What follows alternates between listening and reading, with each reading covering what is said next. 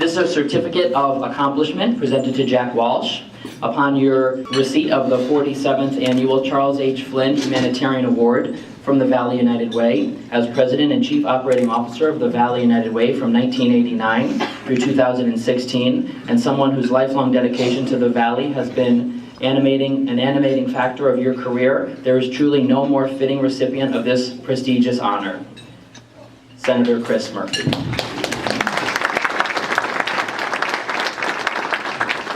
And finally, and this is from Rosa, Rosa has for you a congressional record statement. And for those of you that don't know what a congressional record statement is, this will be read into the record in the United States House of Representatives. And then at the close of their session, it will be bound and archived in the Library of Congress, forever part of our nation's history.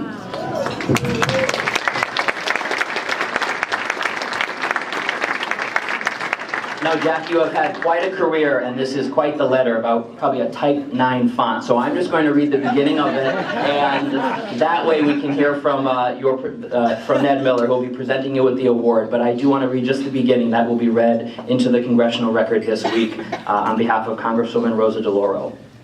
Mr. Speaker, it is my great honor to rise today to join the communities of the Naugatuck Valley as they pay tribute to the outstanding and incalculable contributions of Jack Walsh by honoring him with the 47th Annual Charles H. Flynn Humanitarian Award. The oldest award of its kind, this prestigious honor is bestowed each year to a member of the Valley community in recognition of their lifetime commitment to service. A lifelong resident of Derby, Connecticut, Jack dedicated his personal and professional life to enriching the many communities of the Naugatuck Valley and improving the quality of life for all of its residents. Jack began his career as a teacher in Shelton and Derby, a high school basketball coach in Shelton, and the director of the Derby Recreational Camp. In each of these roles, Jack helped to shape the hearts and minds of the next generations of Valley residents, ensuring that they had access to educational opportunities and provide a strong foundation to which they build their future. It goes on, and it does conclude with saying, tonight, marking his lifetime of service, Jack Walsh is presented with the Charles H. Flynn Humanitarian Award, and I cannot think of a more deserving individual to recognize for their commitment, dedication, and extraordinary good work. I'm honored to join the communities of the Naugatuck Valley in thanking Jack for his unparalleled public service. His is a legacy that will not soon be matched and will most certainly continue to inspire service for generations to come. The fact is, Jack had a lifetime of community involvement, and it's my honor to present Jack with the 2017 Charles H. Flynn Humanitarian Award.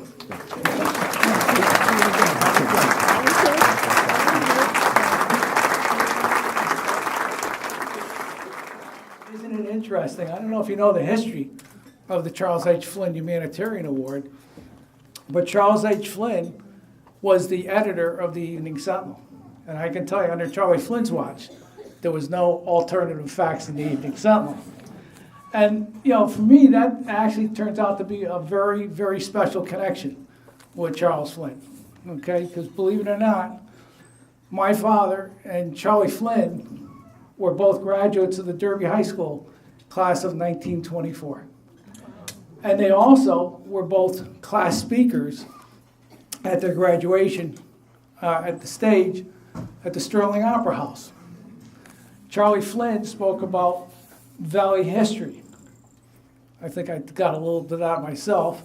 And my father's talked about radio controversy. And for the life of me, I'd never seen the speech. I don't know what it was. But then today I decided to go out and take a look. And boy, he was ahead of his time, because the radio controversy back then could be the Twitter controversy of today. Because in 1924, the President Coolidge gave the first radio speech by a president of the United States, and it wasn't necessarily received very well. A lot of people thought it was controversial. So I got a little bit of community from both of them. You know, as Ned mentioned, I originally didn't apply for this job. I was a happy camper. I was a teacher at Shelton High School. I coached the basketball team, and I worked at the recreation camp. And it was Terry Chatfield and Jack Kiley who convinced me to apply, and one thing led to another. And then in a moment of utter insanity, I said yes. And it's 28 years later. But in between, I think I have to blame my late brother-in-law, Jack Murphy. He's really the guy that was responsible for it because, again, I was teaching and coaching in Shelton, or I don't think I was at Shelton at that point. I was just teaching and coaching other places, and he's the one who said, hey, Jack, the job at the recreation camp is open. And I learned to swim at the recreation camp, just celebrated its 100th anniversary last year. And that's what got me to United Way, because I'd have to go out and speak for United Way because that's where the rec got all its money. So obviously I had a warm spot for United Way in my heart. Then I got to United Way, and I was really fortunate. Lou Savitsky, Mr. United Way, was there. Nancy, where's Nancy? She's hiding someplace, I'm sure. In the back of the bus. And Carol, and then Pat Tarasova came along. And it was just an incredible group of people to work with. And our board was years ahead of its time. Said, Jack, if we're going to do anything, we have to start doing other things besides just fundraising. Well, that's the most important thing. And that's how I got involved in all those other things. But I was really lucky. Everything I've done, you looked at that list, they were all things that I wanted to do. They were all things that I enjoyed doing. In fact, I'm still doing some of them now. Where's John Sacku? I'm kind of following in John's footsteps with the Water Pollution Control Authority.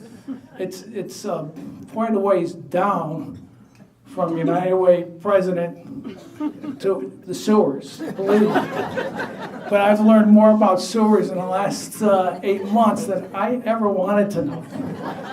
But along with that, I've been involved with the Greenway, which I still am. This week we selected members for the Derby Hall of Fame, which I've enjoyed.